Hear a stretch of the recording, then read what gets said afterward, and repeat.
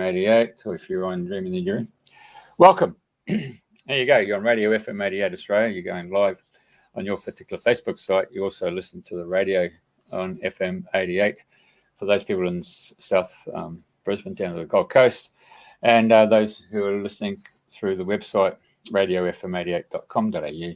And tonight, our time, which is obviously morning in other parts of the world, Julia, who's down the bottom there, has put forward, there you go, Steve Richards. And I have to say, we've been talking off air, as you do, in the green room, and we've built up a rapport on similar aspects of life.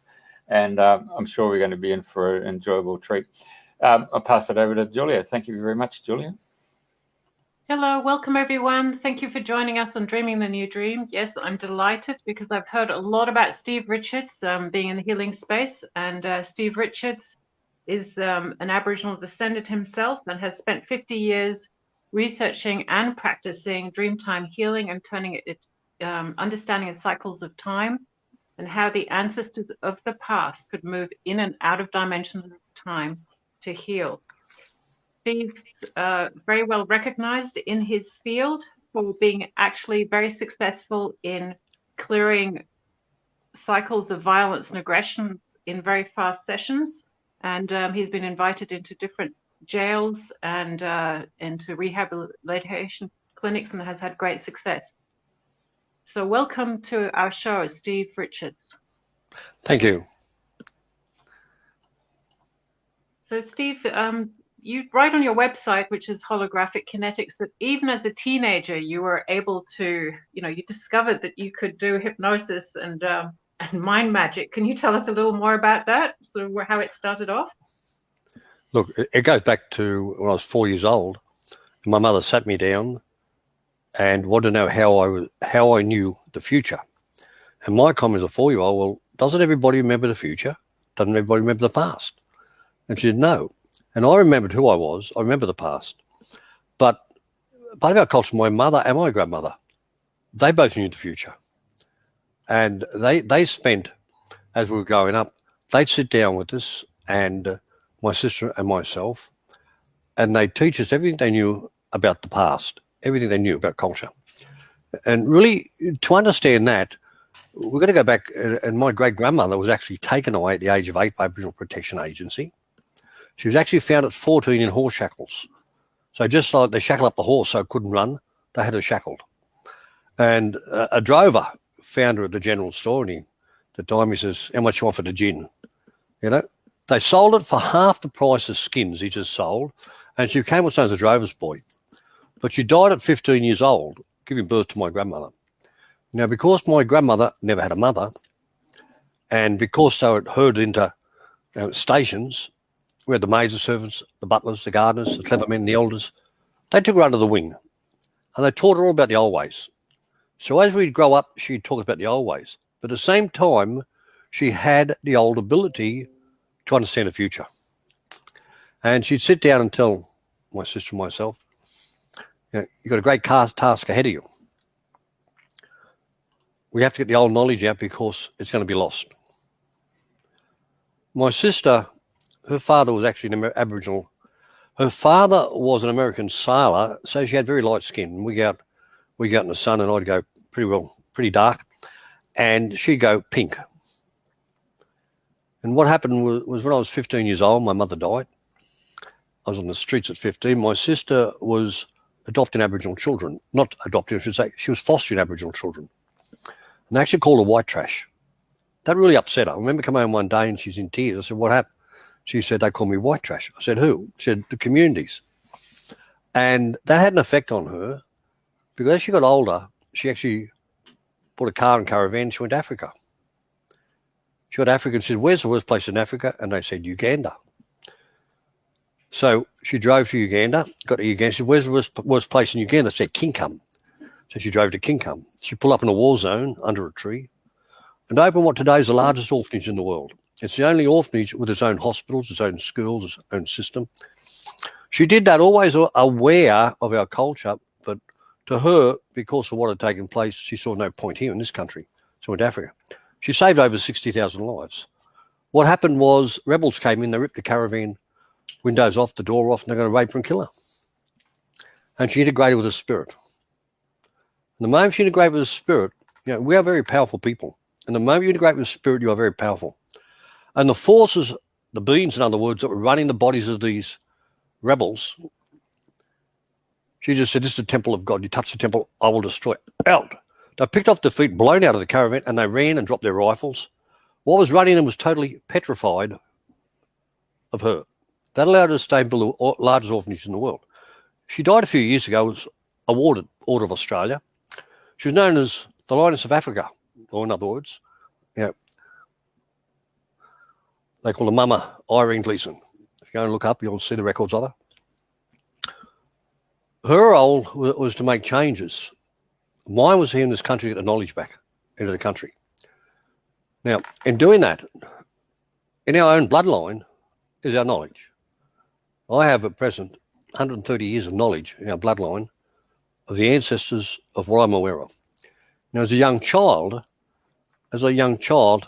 I could activate that understanding and the knowledge that was in there. By the time I was 8, I could make water go on my finger without touching it. By the time I was a teenager, I was doing mind magic. Now, I could do hilarious things at parties, but my question is, what am I doing? How am I doing it? No one ever taught me.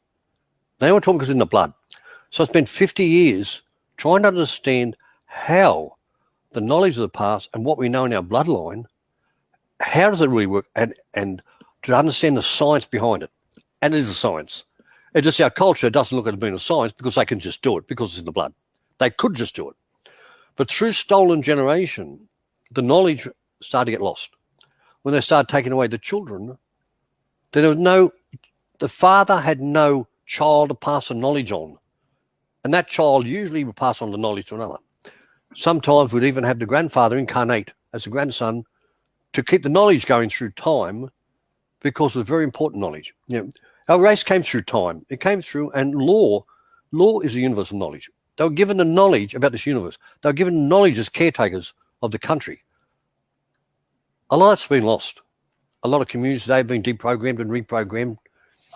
You go into communities today and it's surprising what you start to hear and how few understand. A lot of the old ones still know it. We had a meeting just yesterday with 75-year-old ladies and one of the communities, and she's fully aware of all the old stuff, all the old.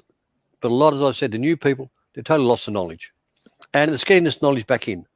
We did have the ability, we can make our bodies lighter, and we could run 100 miles a day without touching the ground. We can step in a Burra circle and we can move through time and come out somewhere else. We could go into the energy field because you're not just one body. You go look at the Nungaris in South Australia, how they work. And the way they do that is that I see one body, I look at you, but if I take a photo of Killian photography, I see all these different colours, which are different bodies of you. There's really 7 bodies, 6 invisible bodies and 1 visible body. And take spirit. Spirit's way out here on the end, and it's in what's known as internal hyperspace. And to understand that, internal hyperspace, if I was to ask a question like, it's a nice day today, isn't it? And because spirit's internal hyperspace, it's not governed by time nor space. So therefore, my intent goes out, your intent to answer me goes out. By the time I ask the question in one word, the answer's there already. Bang, there it is. That's how fast it is. We are surrogating children from around the world. We surrogate animals in. I can bring a tree and have a tree talking out of a person on the table. And we look at it, problems that's a trauma of the spirit. Now, if we go back to the Royal Commission, what's the Royal Commission state? It stated Aboriginal people aren't mentally ill, they're spiritually ill. And we need to heal the spirit. We need psychiatrists to understand this field. Well, I'll tell you now, there's not one psychiatrist in the world that understands this field. So therefore, our culture has been totally denied its basic rights of understanding of the trauma of the spirit that comes through time. We also have the epigenetics of time. In other words, the trauma of the stolen generation, say 2, 3, 4, 5 generations ago, is locked in. That passes down to the children. That passes down through time. As it passes down through time, we have cultures that are living in trauma that happened 200 years ago, because they're linked to the epigenetics of the trauma that happened to the ancestors. We can access the ancestors, and we can bring the great-great-great-grandmothers through, and because you're a hologram of time, she's talking out of the body on the table. We can unfold time and space in those dimensions. We can put you outside time, and we can make changes to those dimensions. Our culture had the ability to understand this. It had the ability to go into the invisible bodies and adjust the invisible bodies. That's what the Ngungari do. They go in the hospitals and they work in the invisible bodies. Because first off is there's not one person out there that can hand me a thought, because your thought is invisible. If you can't hand me a thought, but you can only put into thought, once you put into thought they're visible and you create whatever it is from your thought, you can then hand me what you've created through your thought. But while your thought's invisible, it comes first from the invisible, then it transmutes into the visible. So your thoughts will come out here in the invisible bodies, then it transfers through into the visible body. Now, as I said before, just say there's a train wreck. The first thing you do is you find the cause of the effect of the train wreck. If there's a plane crash, they put millions of dollars into finding the cause of the effect of the plane crash. Well, mental health around the world it's a human crash. It's a mental crash. It's an interdimensional crash. But they're not putting the millions of dollars in to find out the cause of that effect and where it's coming from, because it first comes in the invisible out here in the invisible field and transmutes through the visible field. Now, if you change invisible, it flows through and changes the visible. That's the difference. So the starting point that you're coming at is obviously from the right end of hyperspace, and that's something that you've been able to do and are now teaching and able to explain. Is that correct? That's correct. And our culture, they knew this. They just didn't know the words. They didn't know the science part of it, but they understood how to do it. I mean, look, I have Aboriginal people, because we've got our very first health and healing training centre in Moray Field up in Sunshine Coast. And we were going to open just before COVID-19, and because that's hit. So we're having our official opening. The official opening is on the 5th of June. But over that period of time, we have people walking off the streets, suicidal, depression. One session, they come in one way and they go out glowing. And that's common. That's common. All our staff are trained. All our staff are trained in the old cultural way of healing, and our shop is open to Indigenous or non-Indigenous people. We don't care what culture you are, but what we care about, we're using the old ways. I stop there. Can I just? I was actually going to ask. Sorry, Jeff, go. We've got a global audience, and there's you said a word there that I'm sure that most of them have stumbled over. You said Nungaroos or something? Nungaroos? What was that word? The Nungaris. Nungari. So can you explain what the Nungaris are? Okay. In South Australia, the hospital in South Australia have Aboriginal Nungaris in, and they're the Aboriginal healers. But what they do is they heal the field out here, the invisible field. When they adjust the visible field, I'll give you an example here. We had a man who was T-boned by a semi-trailer. The hospital said, 60 years old, cost too much to rehabilitate, stick him in old people's home. His wife got him out, and his daughter got him out, and they got us around. So the first time I went in to work on him, his spirit through the impact, bang, got knocked out of body. It couldn't align itself. So when we aligned the body, and the carers noticed massive changes. A few months later, we went back in, and this time we're going the way of the Ngungari. In other words, I'm going into the invisible body. I'm filling the invisible bodies. I'm filling the imbalance in the invisible bodies. I'm adjusting the invisible bodies. As I adjust the invisible bodies where the imbalance is, and you can feel it when you understand how to do it, and you've adjusted the invisible body, his leg straightens out. His wife said he's never been able to straighten the leg since the accident. That's because the imbalance was in the invisible, but once we adjusted it, it could now flow into the visible. Right. That's what the Nungaris do. Which is really similar to the masters of the Far East. The same education and knowledge is contained with those dudes as well. Yeah, well, it was just part of the natural understanding with the culture. You see, but a lot of that's got lost today because it's not passed down from father to son. And we look today and we see, I see all the health workers in communities when I go in there, they're all trained a Western way of understanding. None of them are trained in a cultural way. It's not there. There's no money aside for proper training And all the training, you look out there, all the training out there is a Western way of thinking. So really what you're saying is like the movie with Jack Nicholson, One Flew Over the Cuckoo Nest, with Nurse Ratched giving you prescription drugs. That's it. That's it. Nobody's looking at us as a whole being, and I'm not saying this is just for Aboriginal people. I'm saying this is for our society in general. We are multidimensional beings in a multidimensional world. And the invisible bodies are other dimensional bodies. We know the spirit's out here in the far side, way out here. But then we know the infrared level. Now, if you go on the infrared level, you got other beings on the infrared level. You could go and research Vietnam, what happened in Vietnam when they had the night scopes on, and the night scopes were based on the infrared with a photon level. And the beings they saw, they thought at first they were snipers, opened fire, and these things started attacking the helicopters. These young guys freaked out. They shot down other helicopters. It wasn't until they started putting cameras in, they captured 8 to 10 foot up to 15-foot winged beings on other dimensions that they were catching with the infrared spectrum on the infrared spectrum, which is out here in our body. I didn't know We that. have other beings. We're multidimensional beings. We can take on spirits. You know, you've got to look at it, and again, this is not looked at. And our culture had a totem. Each community had its own totem. So what a totem? The totem meant, just say example, it's a turtle. It meant, as an elder in that community, when I die, my spirit can enter the body of the turtle, and I can watch over the community through the turtle. Sometimes I'll step out of the turtle's body and I'll appear to my ancestors. Now, I have clients at times, young Aboriginal kids, and we might be working, they'll say, my aunt's standing here watching. Well, that's okay, that's fine. And they'll see them, at the time their aunt will appear to them, they'll talk to them. They say, if I go to mental health and tell them, they'll lock me up. Yeah, of course. You see? But that's part of culture. So why are they denying culture? Why are they denying what is normal in our culture that we understand? And why aren't people being trained correctly in our communities to turn around the massive suicide rate? I'm going to show you another thing here. I go into some of these communities and I see the most beautiful spirited kids. Their eyes are glowing. They're alive. You see the spirit alive in these kids. Then they go to school and they start suppressing the spirit. The suppressing leads to depression, and depression leads to suicide. That's why the suicide is so high.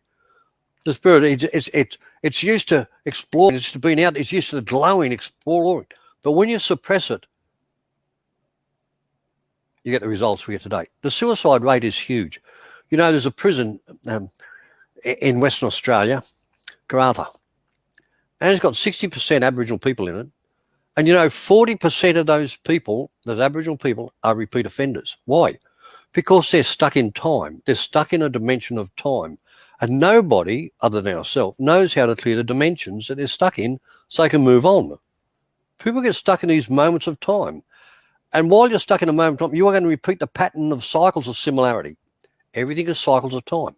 Go to the greatest part of the galaxy and look at the sun. It's going around a whole other galaxy system. Our Earth, it goes around the sun in a year. A moon goes around the sun every 28 days. You find the moon spins in a cycle every day. Yeah. Everything are cycles of time. And to find what's happening, once you lock something in, it sets up the cycle of similarity through time. And you are stuck in that moment of time until we access where it came from. And your spirit knows how, where, when, and why. It'll tell us. It'll send you there. You're reliving it. Then what we do is we put you outside time. Now, to understand that, right now you live in a three-dimensional reality of a past, a present, and a future. To understand that, your last step's your past, the 1 year now is your present, and the next step. Where do I go? Do I go forward, left, right, or straight ahead? What do I do? It's my choice. I'm not there yet. So my next step's my choice. So I live in a three-dimensional reality. If I didn't have a past, present, and future, I'd be frozen in time and I'd go nowhere. So to understand that, as a hologram of time, which you are, you had a past, you had a present, and you got a future.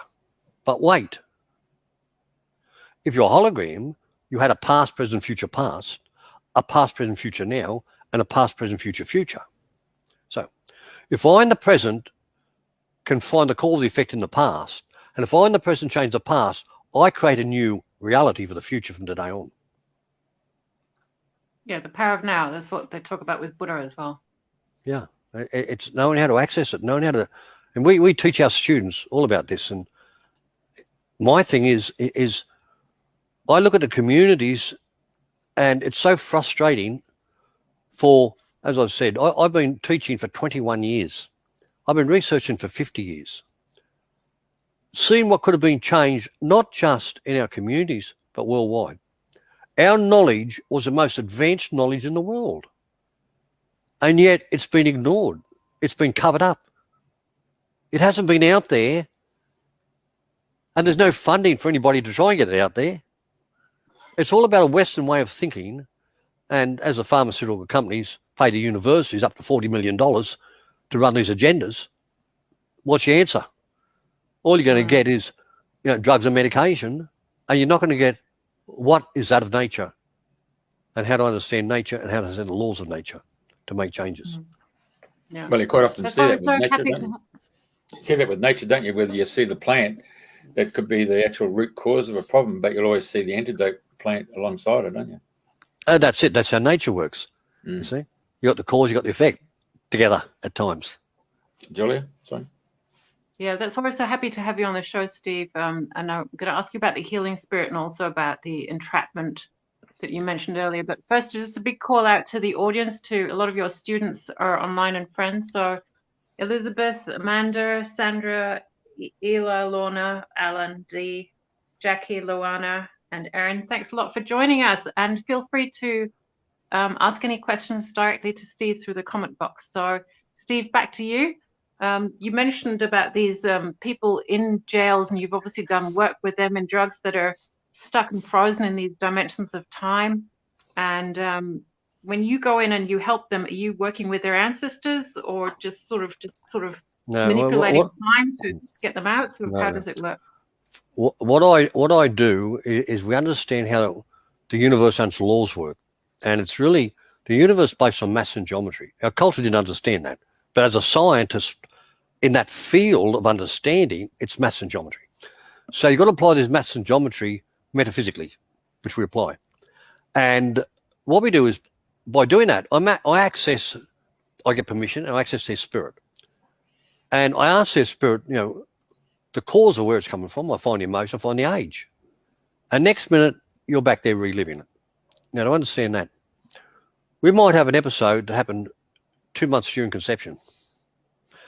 And from the moment, because to understand that, your spirit enters as a spark of life is linked to your heart at the moment of conception. That gives you life. The moment you get that spirit linked to your heart, there's your spark of life at conception.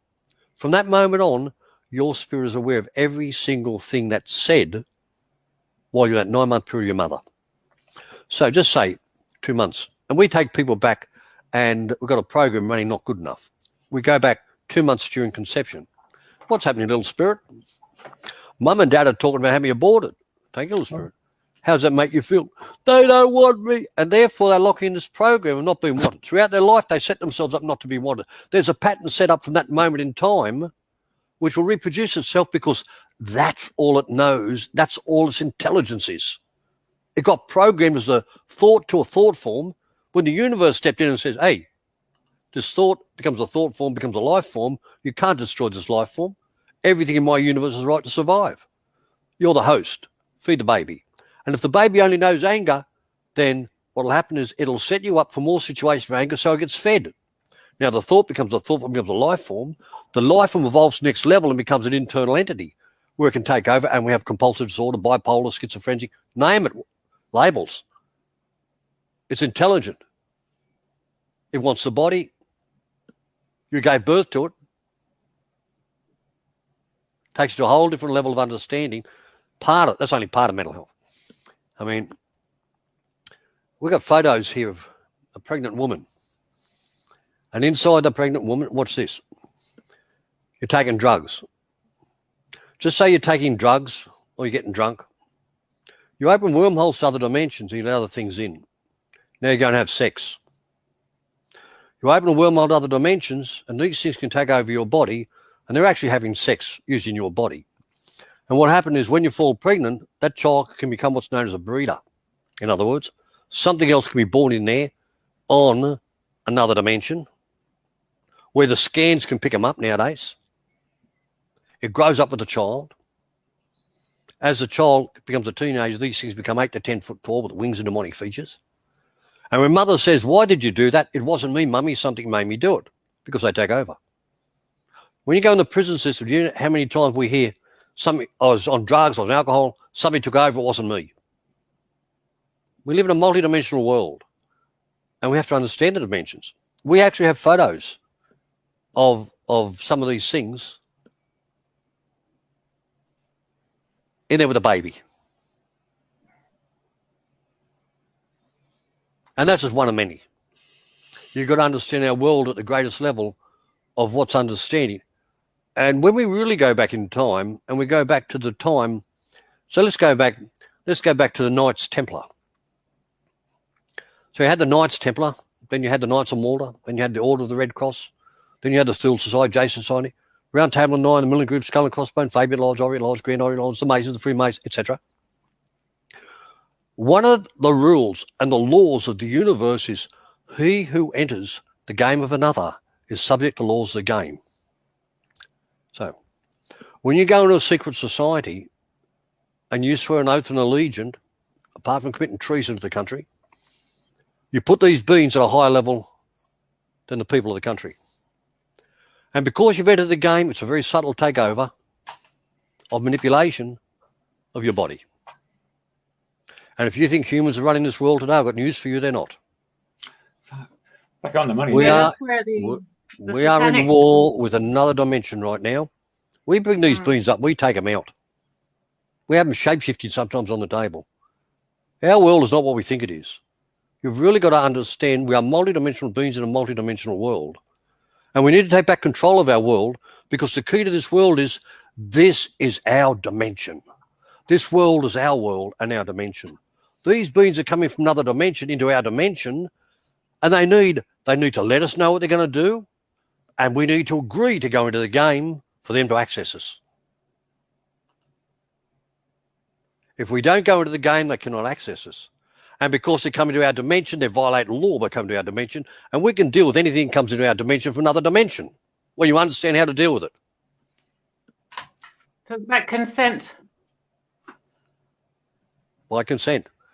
They need you to consent. That's why they tell you everything they're going to do. It's out there. It's out there in front of you. They put it out there for you to know. A lot of the time they put the big headlines, the newspapers up here, but inside is the little print of what they're going to do. You've really got to become aware of this game and observe the game for what it is. They control our media. They control the pharmaceutical company. They control the governments. They control the church. Look, this game has been going for thousands of years, and we're coming to the end of the cycle. 2023 is the end of the cycle. This now is part, what's going on now is part of Agenda 21, the start of it. Yeah. And you look at the agenda, look how many people are going to terminate in this country, in America and in England. And we had the list. If you go into Deagle, you can go and track it down, you can find the list of all the countries and the depopulation, the targets that are set up. You've really got to understand our world today, because when enough people wake up to our world and enough people wake up to this game, enough people wake up and take back their own power, and I mean metaphysical power of the spirits of themselves awakening from the amnesia that they're in and taking back control, we are very powerful beings. And we need people to waken up. We need more people to wake up to what's really going on in our world. Funny that, because I was actually saying, they've been asking me, what do you think? I said, don't watch mainstream news, mate. Don't watch current affairs shows. Don't read the newspapers. It's got to just talk to people and communicate with people, and you'll find that there's an energy shift when you start relating to people. And so, but I said, I've got to tell you, it's not from this world, is it? It's we've got a spiritual war that's going on. Exactly. It's other dimensions. It's beings from other dimensions that have been here for thousands of years, but they set up the game of manipulation control. You've got to go back and look at the church. And the early churches had the gargoyles and winged serpents on them, all the temples. And they were over the entrance because the entrance was for entrancement. And they would entrance you to the entrance down to be altered at the altar.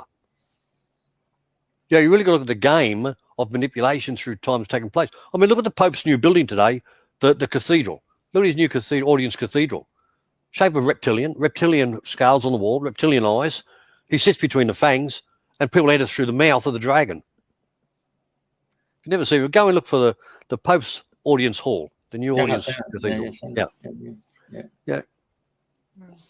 And Steve, you mentioned that when you were 4, you remembered who you were. So, you know, in that long game that we're talking about, it's been going on for thousands of years. Yeah. You know, you're here in this incarnation. Jeff and I are in this incarnation, but sort of, you know, what do you remember? What's your role? I remember, first off, I remember who I was. And I was one of the old clever men of the past. I used to, when I was only 6 years old, I'd be standing outside on one leg out the back. Mum would say, "Where'd you learn that?" And I said, "That's how you rest when you're hunting, Mum." Yeah, I just knew it's a knowingness in you that you know. You know, in my lifetime, I've teleported across a room. I've made my body lighter. I've made water go in my fingers without touching it. I had one episode where a stargate virtually opened in front of me, a wormhole, and I could see another dimension. But every time it happened, I wasn't ready. And like shock, bang, bang, it closes, you know. But in the past, this was normal, and our children were taught about how to understand these dimensions, how to understand how to move through time. We're not taught anything. I'm just lucky that the knowledge I had, and my grandmother and my mother would assist to develop it, and they knew the future. And they told me, you know, where we were going in the future. They told me, my sister, what she was doing, you know, and myself, in the knowledge we had to get back there. And that's where we are today. But they knew the future. That was normal. You know, it's the same as they used to say to me, our culture always knew if we have visitors. They knew before they come here. And the reason they did that is because over here, deja vu is preordained. It's happened in the past, it's happened in the present, and it will happen again in the future. It's preordained. But if I in the present change the past, I create a new outcome for the future. So every single individual we go back and change time with, they're changing their future. Nothing has to be the way it was. And then when you get with our group, we go further on a bigger scale. Yeah, that's what I like about it. It's you know, the timelines, we are not just the actors but also the directors, and we can change the script. And that's it. I'm and so happy to hear that you're teaching that. Yeah, as I said, we've trained students from 42 countries around the world, because it's not just this country. But what my thing is, I want people to know the knowledge that our culture had. We were brilliant in the things we could do before intervention. And most of that knowledge has been lost. And it's about getting them back. You know, we get a lot of young kids, Aboriginal kids coming in, and, you know, they're on drugs and other things. We clear them up. But in amongst them, I see in their spirit, and I see they've got all the knowledge in their bloodline still. It's there. We can wake up so many of them to the memories of the past because it's already there in their cells. And that's what this is about, awakening them, making them aware of the past. You know, we want to train more Aboriginal kids to get back in their own communities so they can clear their own communities. But it's not just Aboriginal people. This is across the board. I don't care what country you come from. We all have spirits as we have a soul. And you've got to understand the difference between the spirit and the soul. There's a difference. And to understand that. The day you're born, every cell in your body has a holographic memory of all your ancestors through time. So I can bring the great-great-great-grandmother through and have her talking out of you. Because I just access the hologram of time and she's talking out of you. I can unfold time and space with her to the trauma back in time. I can put her outside time. I can change the future. That then affects all the generations underneath that trauma, because what takes place is morphogenetic resonance now takes place. And that makes changes to all the dimensions. We can go back through time over here to what your spirit has brought through time and the trauma through time. You know, it's funny because I've had some Aboriginal men on my table, black as the ace of spades, past life. One's a Scotsman, one's an Irishman, one's a light horseman. You know, you're in the body you're meant to be in. Yeah, you're in the body you're meant to be in. Vietnamese. I was working with a Vietnamese engineer, and he was like black in Africa, driving fast cars and with lots of girls. And he was like a monk in this life, so he had a bit of a shock. And then there was a Yes. Russian like magnet in the next one. So it was just amazing. Yeah. And the point is that people get stuck in the trauma of time. They get stuck in the death trauma. And we've found now there's a mathematical formula for it. And we find in the first 3.5 years that you set it up. In other words, if I was violent in the past life to my children, then I'll be born to violent parents in this life. For me to learn what I created for another. It's about balance. And that'll happen the first 3.5 years. If I go through a death trauma, then that death trauma usually finds activate in the first 7 years. And the reason being the 7 is that the 7 is the change in the maths and geometry universe. 1 is a singular, which is the law of intent. 2 is duality, where, say, you and your spirit agree, creates the triangle, which is the 3, which is the law of agreement. Now, that law of agreement is valid through time and space for eternity. Once you made that agreement, it's solid for eternity. Until you unfold time and space back to where you made the agreement thousands of years ago, and you change it back in time, you change it for the future, the doorway's closed off, and they can't get back in the future.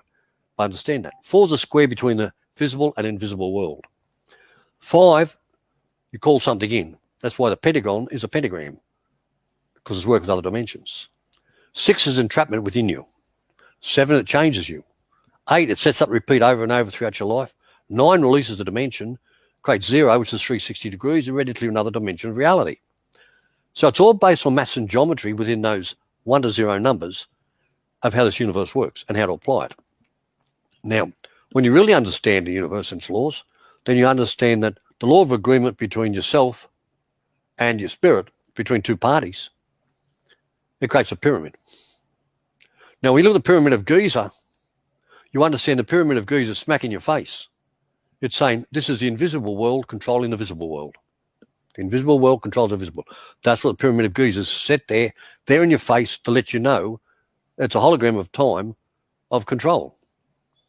And if you go and you take the pyramid structure and you take cause, action, reaction, in other words, if you take Fibonacci mathematics from the very top of that pyramid and you do exactly 3 cycles of time, exactly, it finishes at 1 to the square to the cube, 144. Universal maths, 1 to the square. Now, it's exactly the past and present sets up the future at the base. That all represents the invisible world, and the base of the invisible world is a square. Now, the square squares itself, 1 to the square to the cube. It squares itself in the first form of the cube, which is the first form of Platonic geometry, and from that comes the tectone, isohedron, doctrine, octahedron, which is crystallized formation of your bone structure, your consciousness of physical reality. So first is the invisible world, then comes the visible world. And that's why the square is a link between the visible and the invisible world, which is the base of the pyramidal structure, and under that is the visible world. Above it is all the invisible world. It's knowing how to apply it, because you're using the universal maths and geometry to apply it with a client. And when you understand it, it works every time. That's the beauty of this. The universe has its own laws, but you must understand those laws and how to apply those laws.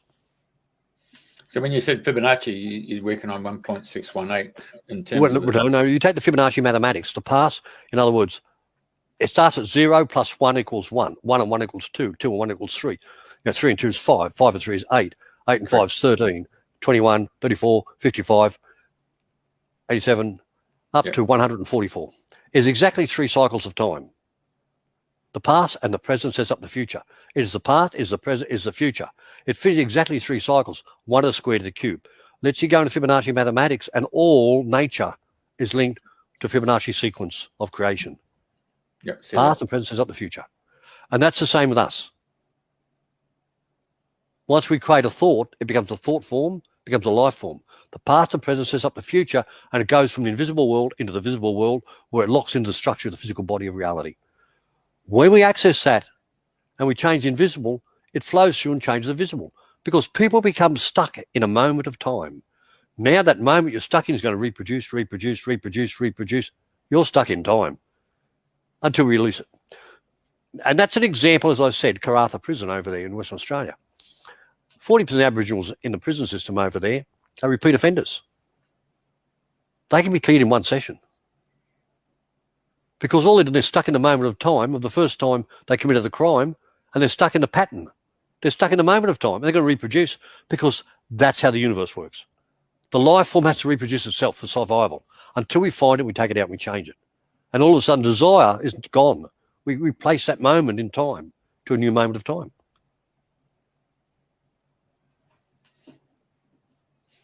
So coming back to the spiritual war Yes. of interdimensional time, Yes. that would then suggest then if you've got sufficiently awakened souls on this earth plane, collectively could go back in time to close that portal. Would that be correct? If you have the masses, yeah. If you have the masses, if the masses make an agreement, then you have the masses of people. Individually, independently, you have the ability to make changes to your time tracker of the past and the present and the future. You have development within you. You can change your future. But if the masses got together and they agreed, then the masses can change the future as well. Because nothing has to be the way it was. Correct. Yeah. Yep. And we see that all the time with clients. Yeah. Yep. And you talk about the octaves on your website in terms of just the different levels of frequency. That I'll explain the octaves. And the octaves is that to understand spirit, and this will blow people away right now. First of all, I'll explain first is the difference between the soul and the spirit. So the day you're born, every cell in you has a holographic memory within the soul of all the ancestors through time. That's how we can access the ancestors, by bringing through the hologram. The day you're born, your mother, external to internal. In other words, everything you take on by your mother, everything you take on by your father, everything you take on by the church, everything you take on by the government, everything you take on by your friends, everything you take on external to internal locks in the cell as part of the soul. The soul is experiences. Now, to understand that, psychiatry and psychology is study of the soul. They're studying your experiences of the physical experiences and then statistics across that, and then they get the statistics of the average of what's taking place. Everything external to internal is part of the soul. The moment of conception, your spark of life, your spirit enters. Now, the moment the spirit enters and spark of life, it's the drive of the vehicle. It enters the heart and the bloodline. And spirit says, I'm here for you. Tell me what you want. I'll rearrange the universe for you. But you see, we don't. We're not taught to. Aboriginal culture, that was normal. Before they cut down a tree, they'd ask the spirit of the tree, can I cut you down? And the spirit of the tree would say, no. But the old fellow over there, we don't mind. So they go to the old tree, and the old fellow over the old tree there, he'd say, yeah, I'm ready to evolve. So they cut him down and make the canoe. Before we killed a kangaroo, we'd sit around the dream time and we put out telepathically to the kangaroo to donate itself. It would donate itself. If I kill that kangaroo without me getting permission from that kangaroo, I violate law. That means that kangaroo can continue living in me. Now, we have people out there with Tourette's, barking like a dog and clucking like a chicken. We often go in and we take out animal spirits out of people, and all of a sudden, they're more barking like a dog or clucking like a chicken. Yeah, okay. You've got to understand these laws of the universe. If you go and kill a human, you go to war. I've worked on soldiers from Somalia, Afghanistan, Iraq, Vietnam, and a few other places around the world, and we have a 95% success rate of clearing these soldiers, usually in one session. Example, I've had soldiers on my table 40 years after the Vietnam War, and we have spirits of Viet Cong speaking Vietnamese out of the body. I sent him back to what took place. Came into my ling and shot my wife, shot my child, turned the gun on me. I felt nothing but bitterness and anger. I wanted to destroy him. He jumped the body. He's been there for 40 years, great mental trauma. The moment I unfold time and space and put him outside time, I change the future, I release the spirit, and instantly the mental trauma disappears. I've got a lady who's in a car accident. Watch this. She's had 3 spinal operations. She comes to me riddled with pain. I put it on the table. The spirit indicates cause effect 18. Go there. Next minute, she's screaming hysterically on the table. I forgot. I totally wiped it from my mind. I totally forgot. What happened? I had a head-on collision in a car when I was 18. Thank you. What happened? The other woman died. Thank you. So I check what's known as reciprocal exchange of energy. And sure enough, the spirit of the other woman's in there. She comes up, swearing her head off. You know, the bitch. I'll fix her for killing me. I said, spirit, listen to me. Everything's happening now has happened before. Everything's happened now is going to happen again. You don't want the same thing to happen again, do you? No, let's change time. I unfold time and space, I change the future, and I released her. How did she die? She died of spinal injuries. The moment she jumped the woman's body, that woman's been living with spinal injuries for 40 years, 3 spinal operations, nothing's changed. The moment I released the spirit, the spinal issues disappeared. I hear you, because when I was over in America with the Navajo medicine man, we were introduced to a gentleman there who was doing the sweat lodge. And I had a chat with him. I said, "What are those medals?" He said, "Oh, one's a Medal of Congress and the other one's a Purple Heart." I said, "Well, what actually happened?" He said, "I saved my platoon from an Iraqi soldier." And and this guy put a bayonet into this Native American. He opened up and he had this humongous big scar, went right up here. And I said, "You actually lived?" He said, "Yeah, but I killed the Iraqi soldier."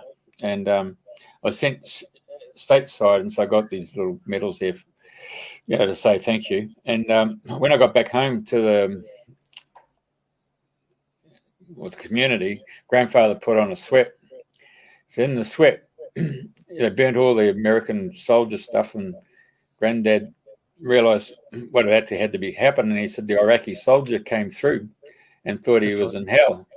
And so because the grandfather's working the ceremony, and next second the Iraqi soldier grabbed his grandson and rushed him out of the actual sweat lodge. And then he actually then tripped. Grandfather came out with a bucket of water, threw it over him, and then the Iraqi soldier left the body. Yeah. Yeah. Oh, yeah, look, we see it all the time. We see it all the time. I can tell some of the cases where we have had mental health driving people down to us to be in the books for 2 years. And we go in, work on them, we send them back in time. We've got a couple of cases. The example is, just to give you how this works, I've got a woman who's paranoid. She's been stalked. So go look at the stalking, go back to a past life. Got a woman walking through a park. She's been followed. She's walking faster. He's walking faster. She's aware she's been followed. The last memory of being aware she's been followed. He grabs her around the throat. He strangles her. Anyway, he kills her. The last memory of death being followed and strangled. So she has a right to continue living. So she jumps the body of the person who did this. The person that did this and 2 spirits come through time. The man in the past is now the lady, but the spirit of the girl who has been stalked is still in the field. Her last memory of death is still trapped in there. So what takes place is it's still living the trauma of that moment of time because it's stuck in time. And the moment we go back and we find it, clear it, change time, release the spirit instantly, the compulsive disorder stops. Right. There are so many areas that we're looking at. And to give you an example, look, I've got a great case here where we took killing photograph of a woman. And this woman, she's in America. She goes doctors and no one's been able to help her. Anyway, it goes back 6 years old. She goes back and they moved to a new house and belonged to the uncle. And the uncle, he got a venereal disease and he thought he'd go through the whole house. So he killed his 4-year-old daughter, killed his 17-year-old son, he committed suicide, and they inherited the house. So in the killing photograph, I've actually got 3 spirits in the body, and you can see the spirits in the field, you see. So I go in after the spirits in the field, and I bring up the boy. I was having a shower. Dad walked in with a shotgun and shot me. He didn't want to die. She took pity, so I moved in the body. I brought up the little girl. My daddy just shot me. My daddy just shot me. Why'd he shoot me? Why'd he shoot me? So she's actually stuck in this moment of time. So as she's stuck in the moment of time, what takes place is that to her, this is 40 years ago. My daddy just shot me 5 seconds ago. My daddy just fought, but he actually shot her 40 years ago. Yep. She's stuck in this moment of time, and she'll continue, and she could continue for another 1,000 years being stuck in this moment of time, because that's the last memory that she's stuck in. So people get stuck in moments. We have so many different cases of understanding how time works, and it's a dimension of its own. But if you're stuck in this moment, then that moment will keep repeating and repeating and repeating. So we go back again to the prison system. The amount of repeat offenders in the prison system, they keep repeating the same pattern because they're stuck in time. And they can be cleared very easily once we understand how And we go and we look at it, which we've done, and we get massive results with it. You see, we are a multidimensional being in a multidimensional world, and you've got to look at all these dimensions out there because there are bigger forces out there in other dimensions. When you take drugs, you actually open this wormhole into another dimension, one of these other outer bodies. And because your defenses are down, what's coming as out of body now comes that dimension into your body. And they want your body. So what happens is you get the voice in the head. Now, a lot of those voices in the head are, idiot, not worth living, kill yourself. Because that's these beings in there. If they can get you to kill yourself, then what you're saying is, I don't want my vehicle. And they're saying, we do. We're waiting in line for the future. You really got to see the multi-dimension of how our world works. We're never been taught the reality of our world. So much has been kept hidden from us. But it's about time we start to understand just how this world works, because we can change time. We can change our dimensions of time. And that's the beauty of this. Yeah, Steve, I'm so glad that you've just spelt it out, because I know so many people fight with those voices in their head, and they always think it's their own voices or that they're crazy. And that's the only options they've been presented. And, when they will hear this and they'll listen to you, they will understand exactly what happened. Well, I'm just going to show you this. I don't like showing this on air, but I will just show it to you. Okay. I want you to have a look at this. Okay. There's a pregnant woman, and look at the gargoyle in there with the baby. That's a scan of a pregnant woman with a baby and the gargoyle. That little thing will take over the child. It'll grow up. As I said, when that child is a teenager, that thing will be 8 to 10 foot tall with wings of demonic features in another dimension. It manipulates the child into doing things. And when mother says, why did that? Wasn't me, mummy. Something made me do it. It's these beings. You go in the prison system, I'll tell you what, you've got so many prisons being taken over by the dimensions through the drugs and the alcohol by these forces. And there's only one of many that we're aware of. Our world is not what we think it is. Hey, you mentioned you got a place up in Murrayfield. Morayfield, yeah. We have the very first, it's the very first health and training centre. Is that what you call it? Yeah, it's our very first health and training centre in Morayfield Shopping Centre. And we have a great team of practitioners there, all taught the old way, understand the old way, and we getting fabulous results with the clients that are coming in. Yeah, we've been recognised by docs for changes in some of the kids. Been recognised by NDIS. Been recognised the police liaison officer. Been recognised by the justice system. Actually, the justice system wants talking about transferring kids to us instead of locking them up, so we can clear the dimensions of the repeat offenders. Because these young kids are repeat offenders all the time. They're just stuck in time. Need to be cleared. Mental health. We have them driving clients down to us now. Big clients have been in their books and they can't get results with. And we're getting results.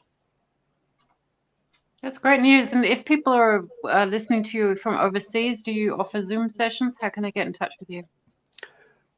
There's two ways. I have students. As I said, from 42 countries. I have a lot of top students, and I have a teacher in America and UK. I have some top students out there, and some top students can. Other than that, what we do, if you're in a country where they can't get to a practitioner, then we have a top surrogacy team. In other words, we surrogate the spirit anywhere in the world in to someone else on the table.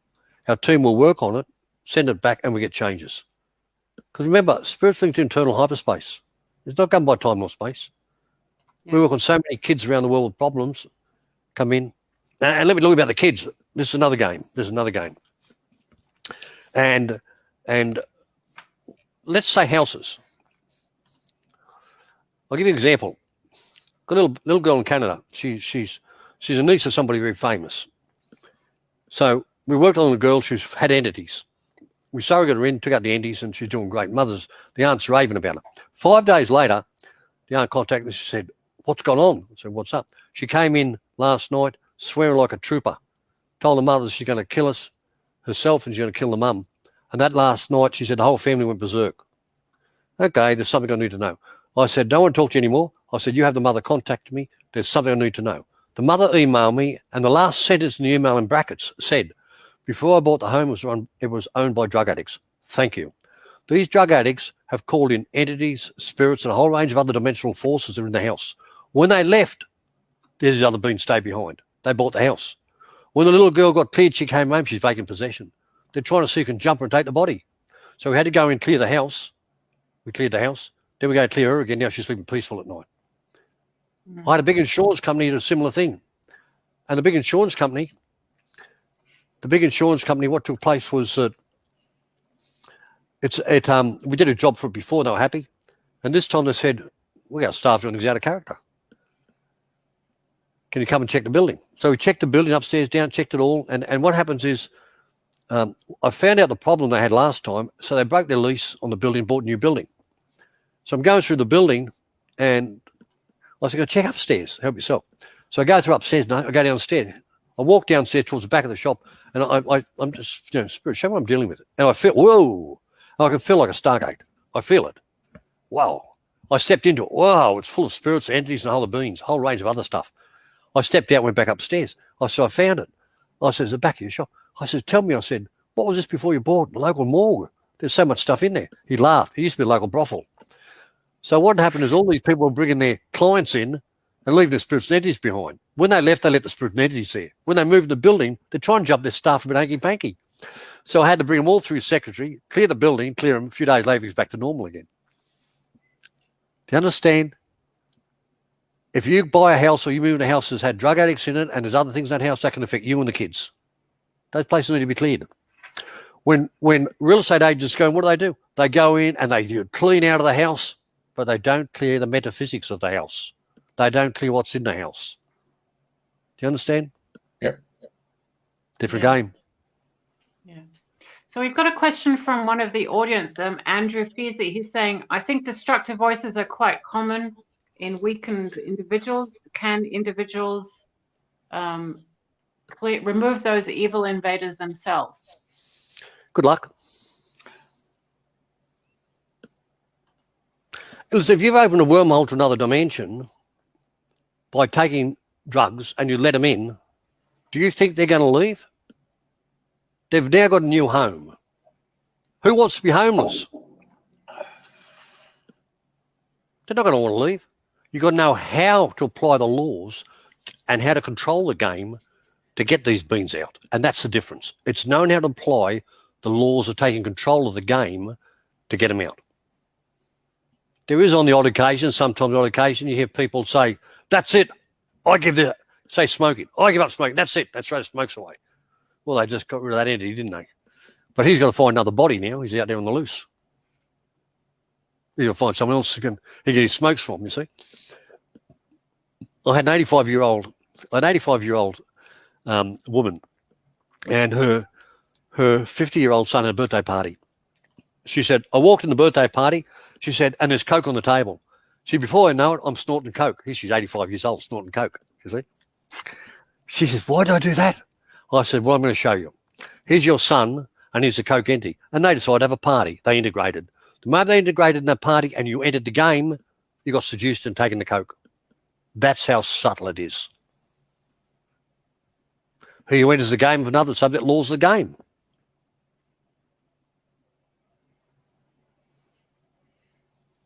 Well, it really sounds like we could all do with learning the laws of the law. Jeepers, yeah. So you're talking about law, L-O-R-E, aren't you? L-O-R-E, and if you go in the dictionary, you've got the word L-O-R-E, it's actually universal knowledge. And that's exactly what it is. It is the knowledge of the universe. And what happens is our culture had the knowledge of the universe. They had it. Part of stolen generation was to wipe the knowledge by these beings. They didn't want you to know they existed. And if you go into the future, you can see their plans for the future. In the future, they want to get rid of the word spirit and soul, so it doesn't even exist. And instead, that's why in the future, you're not allowed to call mother, mother, or father. Because in the end, there's no such thing as mother and father. It'll be you are the parent. But the child will be genetically engineered in the future. That's what their aim is. You've really got to understand this game that's going on today, and therefore you'll be given a child that's now got an implant that's monitoring you constantly as a parent. You got to look at these plans. I've been monitoring And I've been researching for 50 years. These plans have been put out there for a long time. You know, I know what's going on. I know what's going on in the country. I know the plans. I know they're unfolding. I know their plans are for the future. But we are throwing a spanner in their works. Because first is the invisible world and then it's the visible world. If we change the invisible, we can change the visible. And we constantly have our research group and we target targets around the world and we make changes. Do you do that surrogate way, or do you go and ask the soul that you're looking at overseas, ask for permission, and then you do it? I bring in every spirit that's been killed by the actions of another, the actions and inactions of one that's violated law, and creating the death of another. I can bring those spirits through, and I can allow those spirits to deal with their perpetrators. And we can change events of time. Before I do anything, I will spend hours sometimes.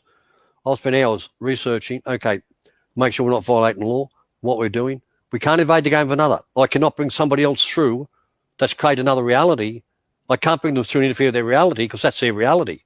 But what I can do is if their reality is responsible for the death of another, I can bring the spirits through, make spirits aware, and let them deal with their perpetrators. And that's a different story. See, we go around, we clear the genocide of the past that's taken place around the country. We go and bring all the spirits through. We find out what took place. We unfold time and space. We change the future and release those spirits that are no longer earthbound to move on. You know, our world is not what we think it is. We have to really understand the programming that's taken place for 2,000 years of the human species. Yep.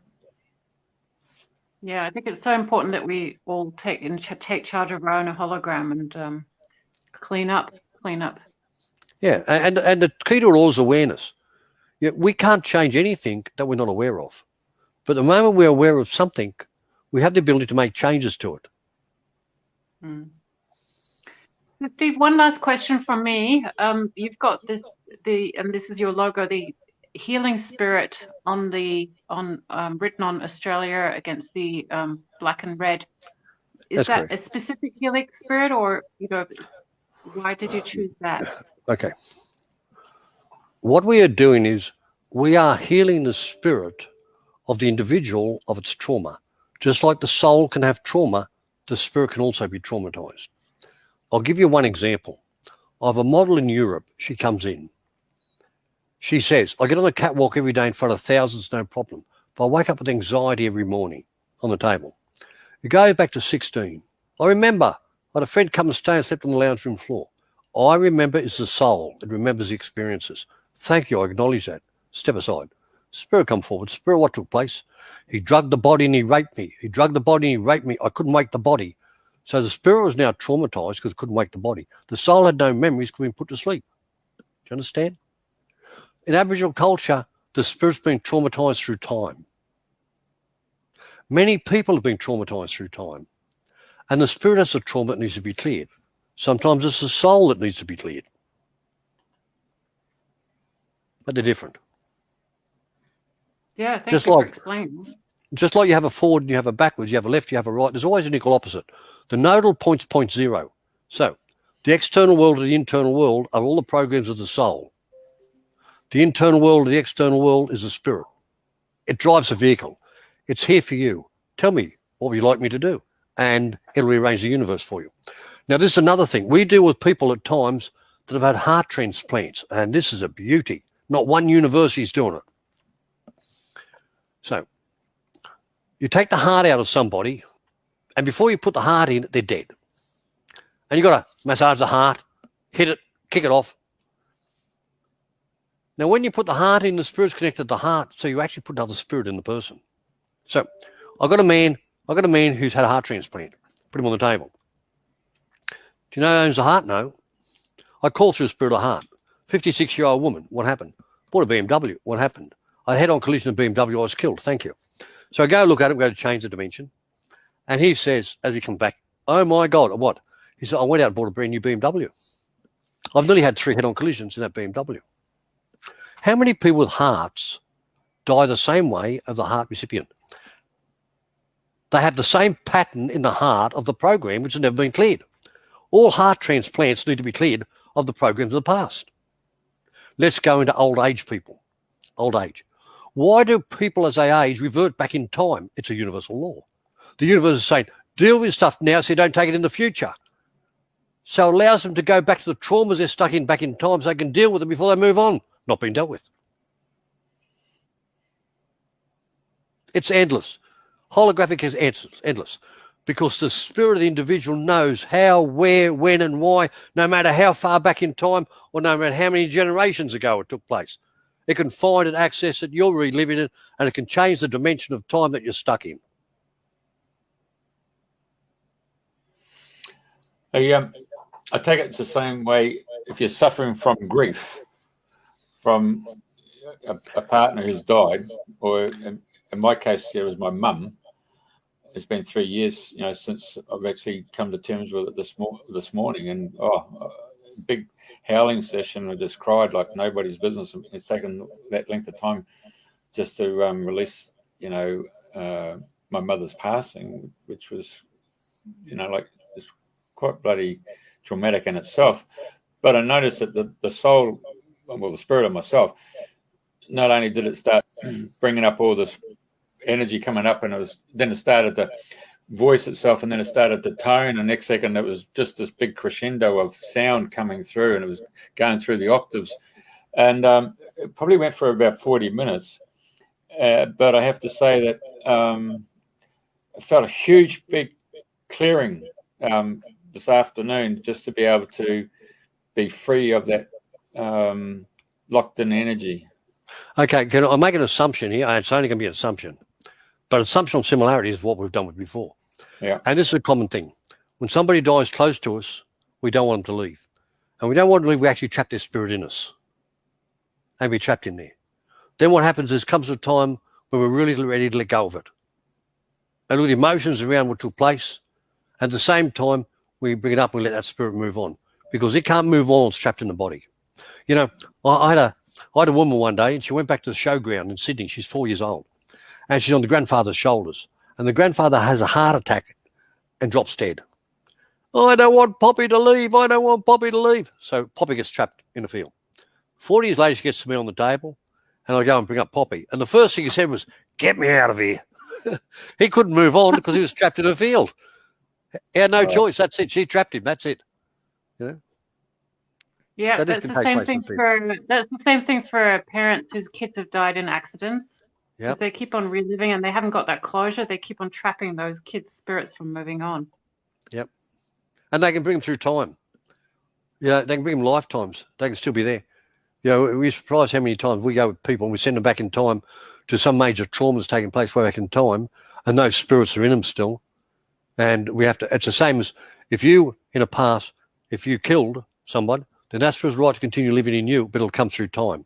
And what happens is both spirits can come through time. Now, the most powerful of the two spirits will evolve into the future. And the other person's trapped in the field. They both come through time.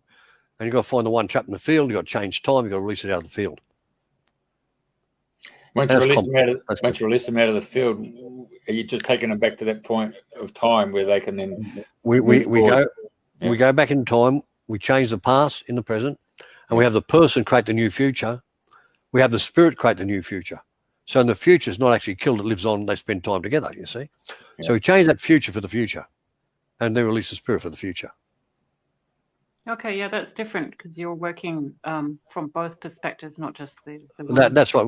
And to understand that, it has to be done from both perspectives, because both parties are part of the creation of that reality, which links that Fibonacci mathematics, which links that pyramidal structure of a dimension of reality.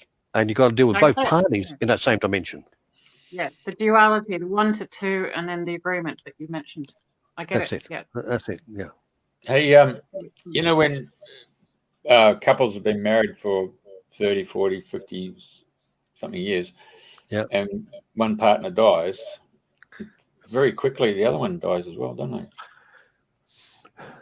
Sometimes they just give up without the other partner, because both partners sometimes become part of the one energy as a unit. And sometimes the other person, you've heard the saying of a broken heart. Yeah. So they die of a broken heart. In other words, they decide that they want to stay with their partner. They decide they don't want to live without their partner. So they make that choice to move on. And it's a free will choice.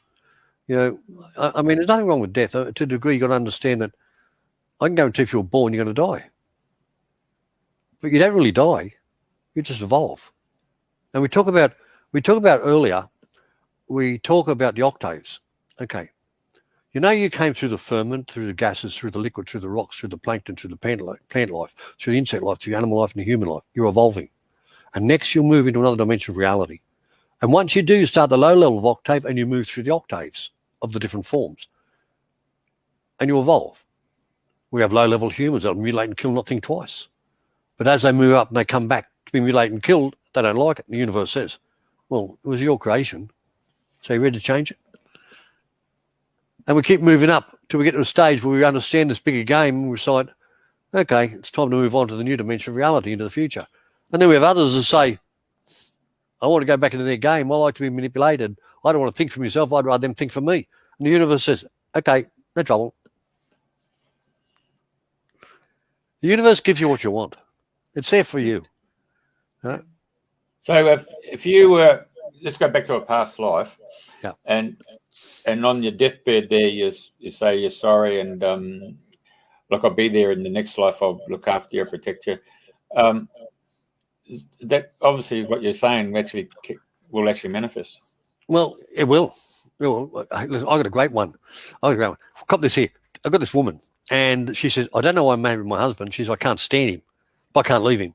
We go back to a past life in India and she's a beggar on the streets. She's only 10 years old. She's got a broken arm. He takes her in, feels sorry for taking it. She says, I'll always be indebted to you. I'll always be there for you. So what happens is that she becomes his mistress. She's been with him for 20 years. He goes out, get drunk one night, comes home with a friend. He wants to share the friend with her. And she felt like the beggar in the street. So went and jumped over the cliff and she committed suicide.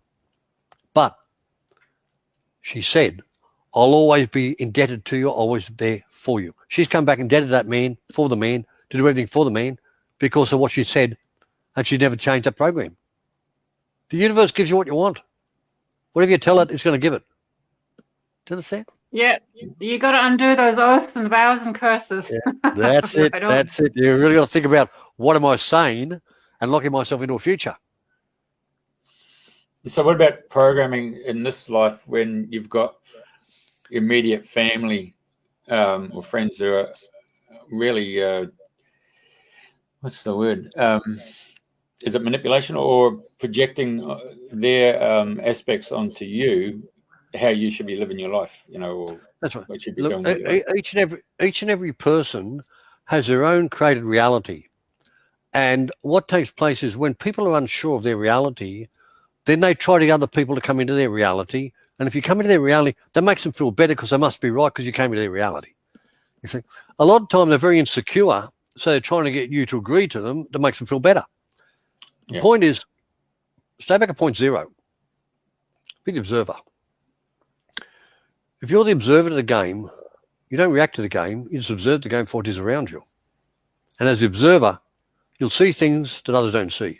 And you stay in your own game. Everybody's trying to suck you into their game because remember, we have a lot of life forms out there in other people. And those life forms need to be fed. They need to get a reaction of you for them to get fed. The moment you react, they get fed. If I don't react, they starve. And they've got to find another body to go and get fed. Right.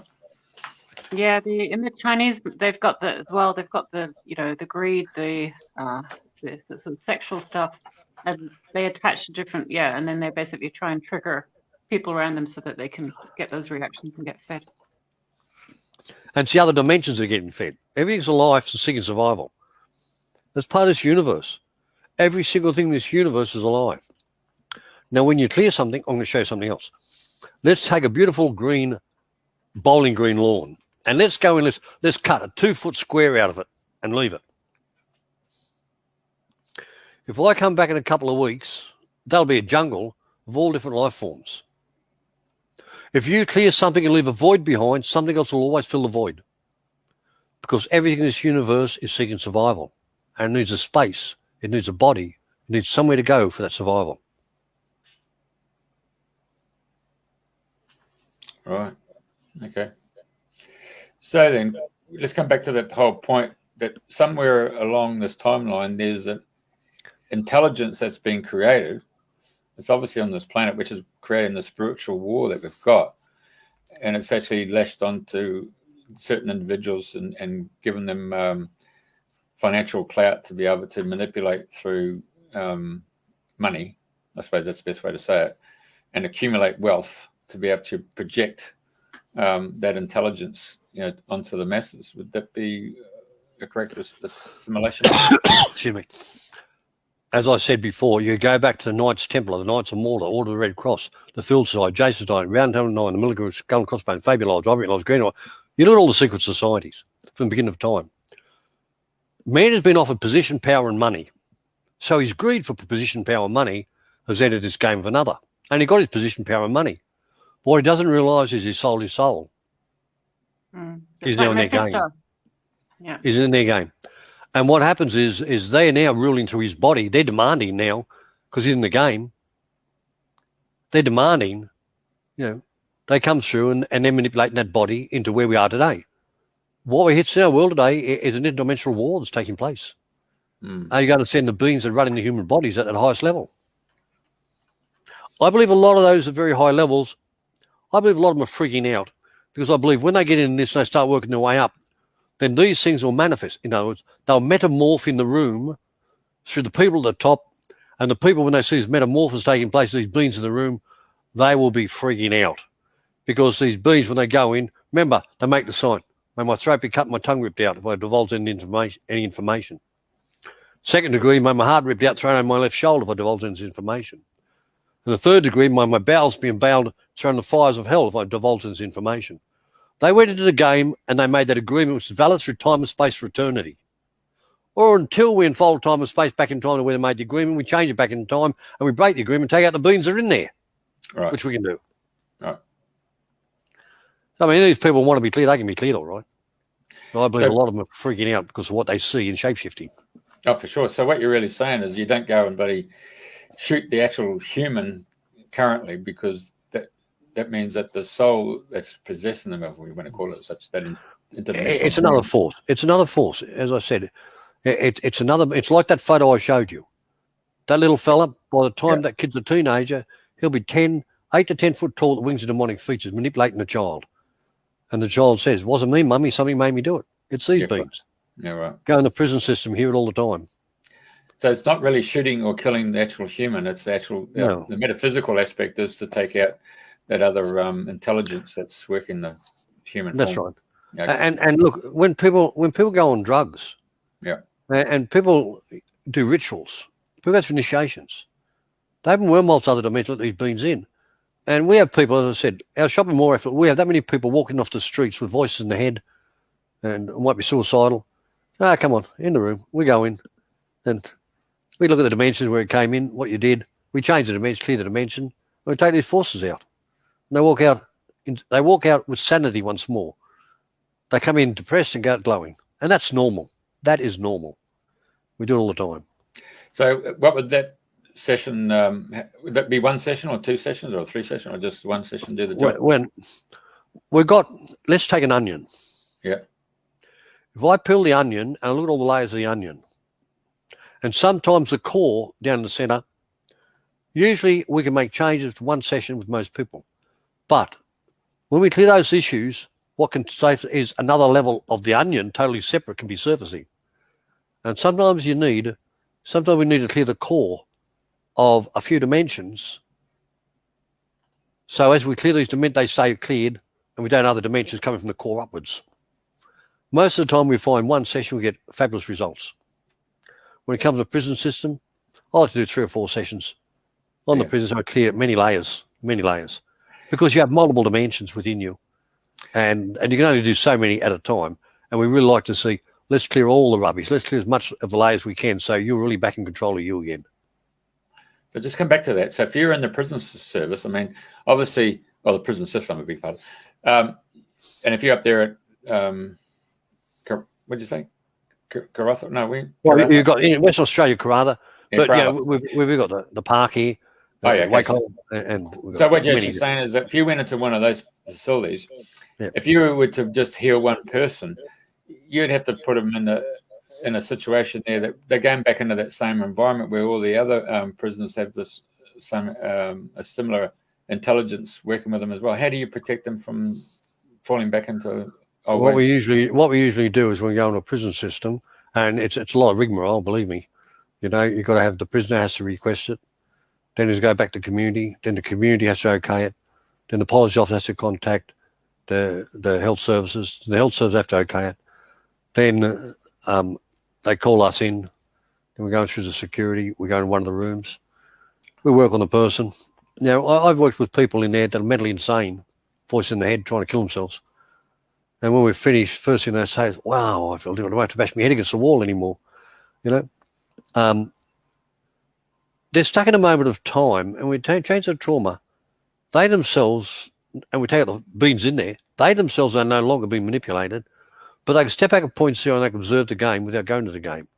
I had one incident, of course, when new guards came in. Of course, you know, they sent the guy out of, and he'd been locked up in mental health.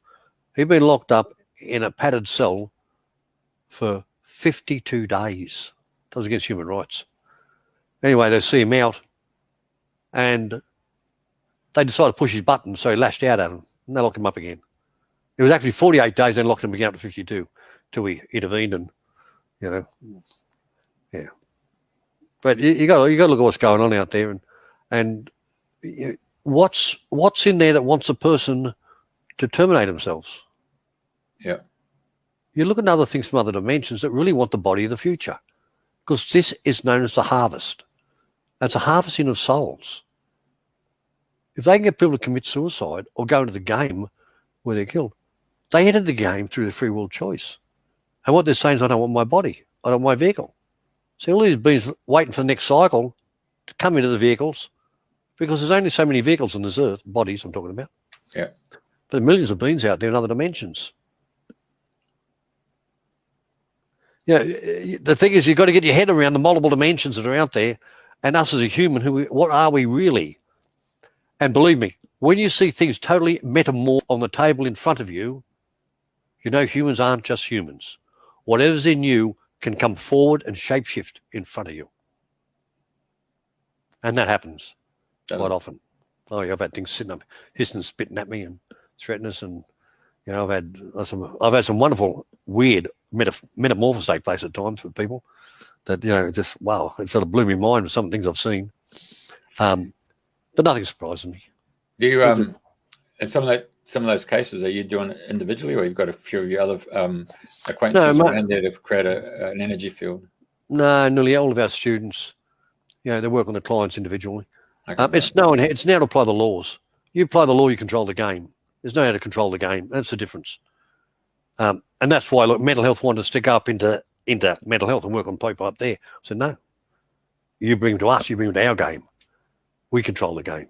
It's a different story. You got to understand who controls the game. You know, you go to someone else's house, you enter their game.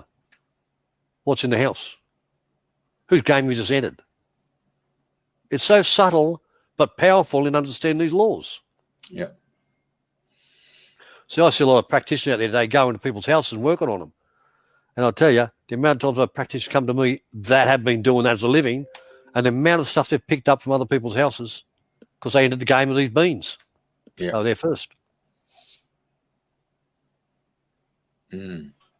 So how do you, obviously the judicial system, you see a lot of Aborigines going in before the judicial system. How do you, I mean, the judicial system has its own intelligence there that sometimes you have to think, well, that doesn't sound right. There's no sovereignty happening in that particular jurisdiction, is there? What we used to do with a lot of the communities is we would have the Aboriginal officer in charge of the youth groups, and the youth groups, they would link to the Justice Department, and they would bring in all the youth in those communities that were troubled youth for us to work on.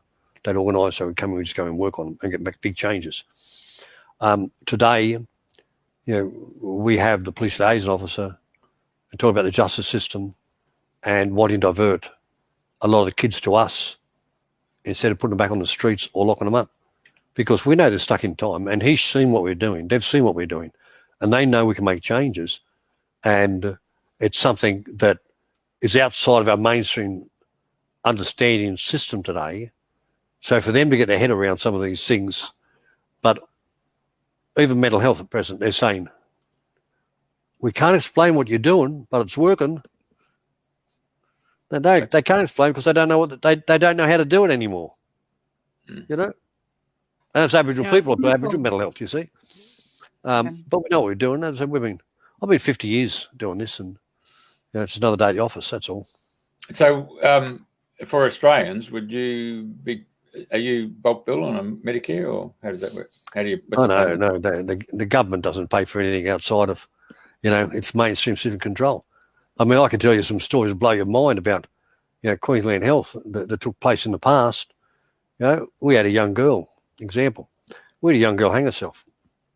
Went to Queensland Health, and this was up at Cooktown, put her in the office in Queensland Health because her mother worked there. I went in, took out a massive entity, was trying to take her out. 15 minutes later, we had all the staff called in the office. They were told if they're caught talking to us, if they're associating with us, they'll be fired. You can understand these health services is a multi-million-dollar industry. They don't want somebody coming in and making changes and getting results. That's not how it works. Right. So I've funded this. I've funded all this myself over 50-odd years.